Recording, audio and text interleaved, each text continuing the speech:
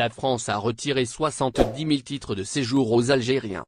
Le ministre français de l'Intérieur, Gérald Darmanin a déclaré que son gouvernement a retiré 70 000 titres de séjour aux Algériens.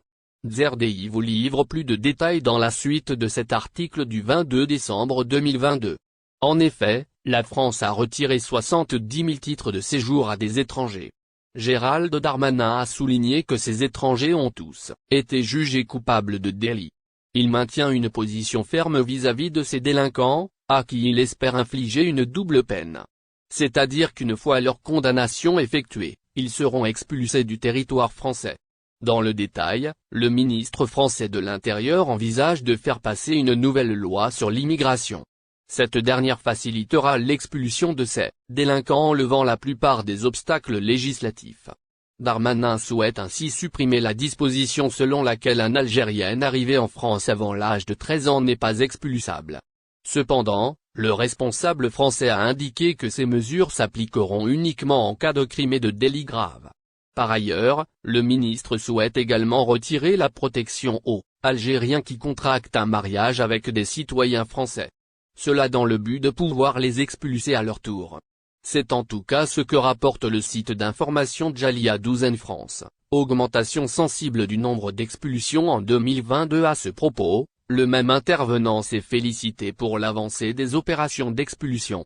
Il a d'ailleurs assuré que l'Algérie, la Tunisie et le Maroc étaient désormais tout à fait disposés à récupérer leurs ressortissants expulsés de l'Hexagone.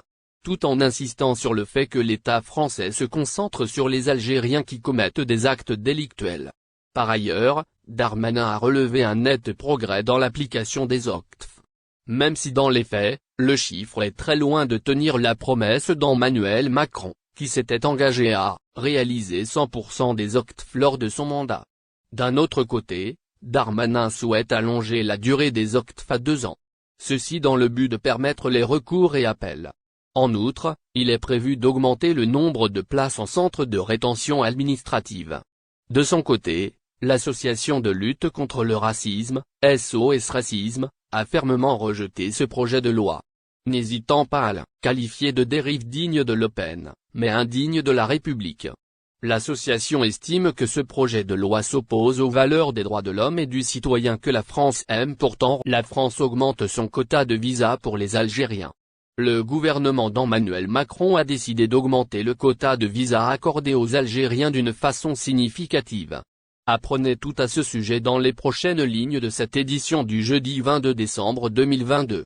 C'est en marge de sa visite à Alger que le ministre de l'Intérieur, Gérald Darmanin, a annoncé le retour à la normale dans les relations consulaires entre la France et l'Algérie. Cela concerne notamment l'augmentation du quota de visa pour la France accordé aux Algériens. C'est du moins ce qu'a indiqué l'ancien ambassadeur de Paris à Alger, Xavier Driancourt. Au fait, l'homme politique s'est exprimé 2 jours après l'annonce de Darmanin. Celui-ci qui a annoncé que, sous les instructions du locataire de l'Élysée, le pays a décidé de lever les restrictions. Notamment celles en rapport avec la délivrance de ses laissez-passer consulaires. De ce fait, Driancourt est revenu aussitôt sur le sujet. Il a expliqué qu'un retour à la normale se traduit par l'augmentation du quota de visa pour les Algériens à 100%, sachant qu'il a été réduit à 50% en septembre 2021. C'est du moins ce que l'ancien représentant diplomatique français en Algérie a souligné lors de son intervention sur Europe 1. France. Driancourt pas très convaincu de cette décision. Pour rappel, le ministre d'Intérieur a précisé, depuis lundi dernier, nous avons repris, et nous l'avons décidé de le faire ensemble, une relation consulaire normale, celle qui existait avant la pandémie de Covid-19, notamment la relation sur les visas et l'échange entre nos populations, et ce, à la hauteur de la relation amicale extrêmement forte et spécifique entre la France et l'Algérie.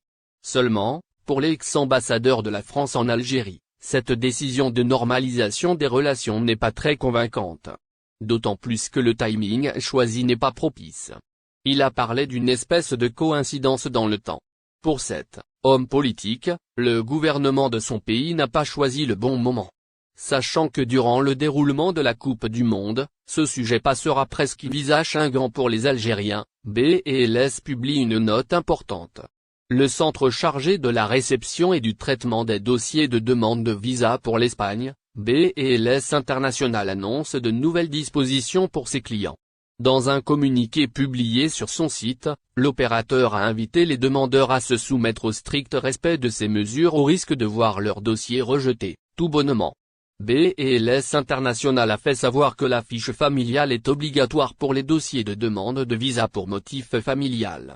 Nous portons à l'intention de nos chers clients que le module de prise de rendez-vous familial est strictement réservé aux familles. Une fiche familiale vous sera demandée le jour de votre dépôt. En cas d'absence de fiche familiale, les rendez-vous seront annulés, a écrit le centre dans son communiqué. Pour les mineurs, une autorisation parentale est nécessaire, indique-t-il dans un autre registre. Une autorisation parentale des deux parents signée à la mairie est obligatoire pour le dépôt de demande de visa pour un mineur seul ou accompagné par l'un des parents. Dans le cas où il dépose seul, il doit présenter une lettre expliquant les raisons de l'absence des parents dans la procédure. Les rendez-vous sont gratuits. Le centre a noté que tous les documents d'état civil déposés, tels que la fiche familiale, doivent être en original accompagnés d'une traduction en français ou en espagnol. Tout document falsifié entraînera un refus immédiat et le fraudeur sera notifié à tous les États membres de Schengen. BELS International rappelle en outre que les rendez-vous sont gratuits.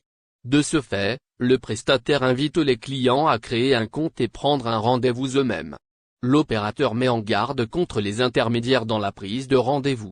Les mises en garde de BELS International. Nous portons à la connaissance de notre aimable clientèle qu'il est strictement interdit de passer par une tierce personne pour prendre un rendez-vous de dépôt de visa pour l'Espagne. Toute personne ayant recours à une tierce personne pour prendre un rendez-vous se verra refuser son visa en plus d'une interdiction de visa, a-t-on écrit.